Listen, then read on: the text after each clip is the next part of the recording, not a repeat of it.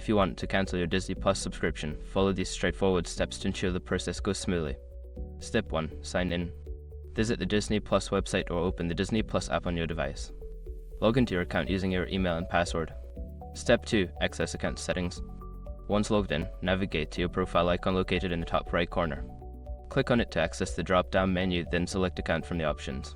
Step 3. Manage subscription. In the account section, look for the subscription or billing details option. Click on it to view your current subscription details. Step 4. Cancel subscription. Find the option to cancel your subscription. This may be labeled as cancel subscription or cancel membership. Click on it and follow the prompts to confirm your cancellation. Step 5. Confirmation. After completing the cancellation process, you should receive a confirmation email from Disney Plus. Make sure to check your inbox to ensure that your subscription has been successfully cancelled. By following these steps, you can easily cancel your Disney Plus subscription. If you have any issues, consider reaching out to Disney Plus customer support for assistance.